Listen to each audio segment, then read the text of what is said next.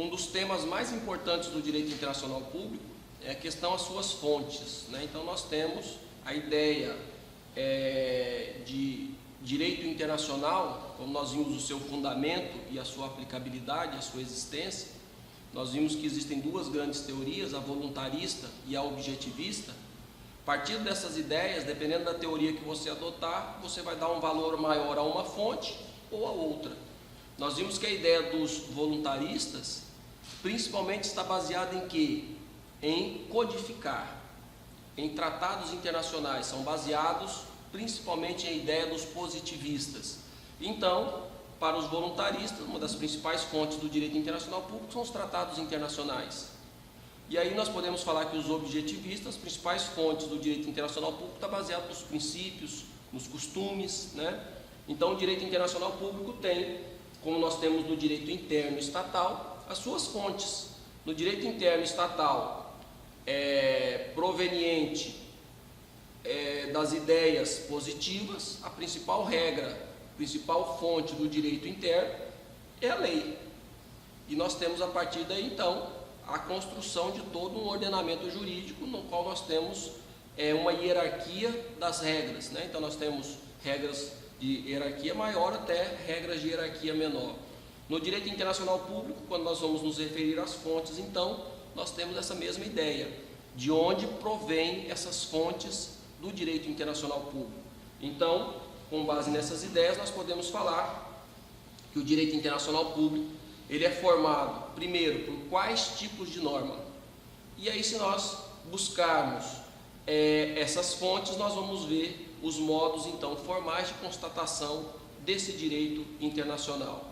E aí nós podemos observar que muitas coisas que nós falamos de direito internacional público, houve uma grande mudança na sua formação, na sua forma de exercer, na sua forma de criar e de aplicar o direito internacional público a partir do final do século XIX, início do século XX, quando surge então as organizações internacionais intergovernamentais.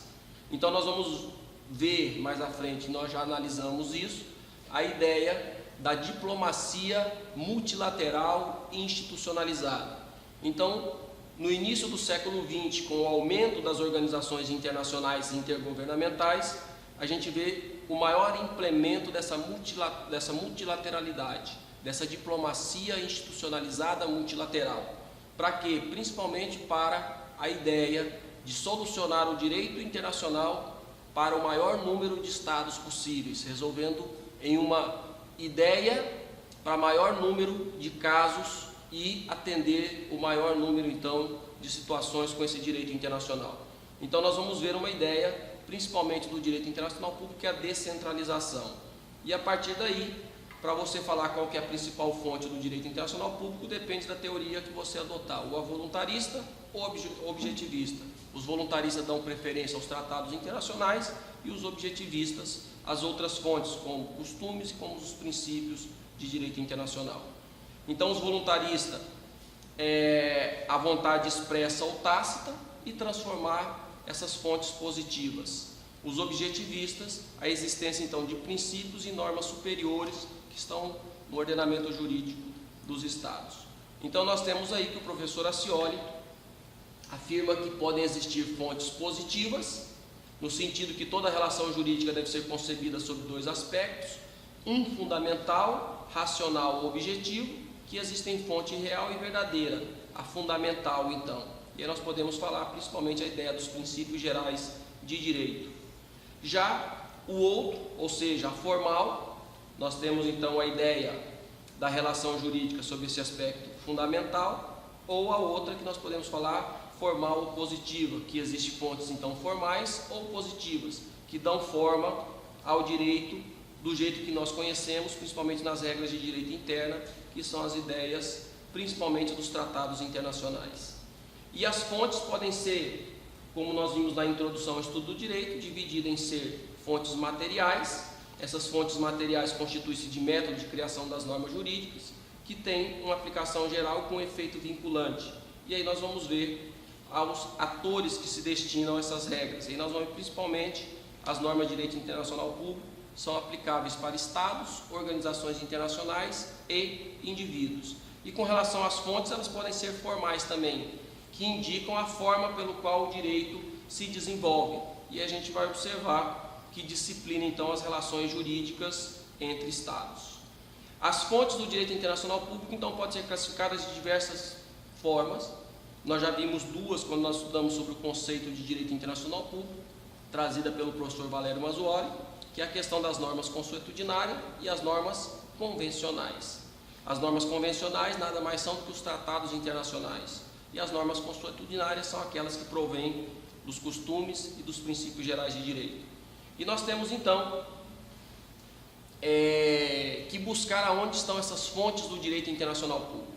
A fonte do direito internacional público, na verdade, nós não identificamos em determinado artigo, mas nós podemos identificar quais são as fontes principais referenciadas em tratados internacionais.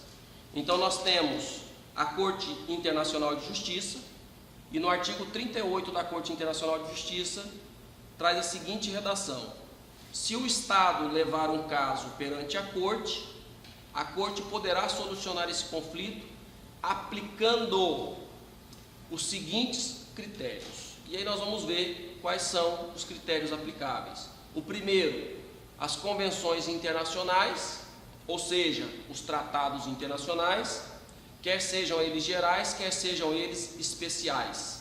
A única observação que esse tratado ele deve ser reconhecido pelas partes litigantes, ou seja, ambos os estados devem ser signatários desse tratado internacional. Na letra B do artigo 38 do Estatuto da Corte, diz também os costumes internacionais. E aí nós vamos estudar mais à frente os tratados, os costumes, esmiuçando essa ideia de tratados e costumes, e nós vamos ver que os costumes nada mais é do que aquela prática reiterada, aquela prática reconhecida como direito. O maior exemplo que nós podemos dar de costume é a questão da fila, né? Não existe nenhuma regra jurídica que obriga ninguém a pegar fila, mas a gente pega fila, por quê? Porque é um costume. Você aprendeu com seu pai, que aprendeu com seu avô, que aprendeu com seu bisavô. Quando chega em determinado local, tem uma pessoa imediatamente à sua frente, você se posiciona atrás dela e assim sucessivamente. Então, se torna um costume essa prática, e aí nós vamos ver também os costumes internacionais.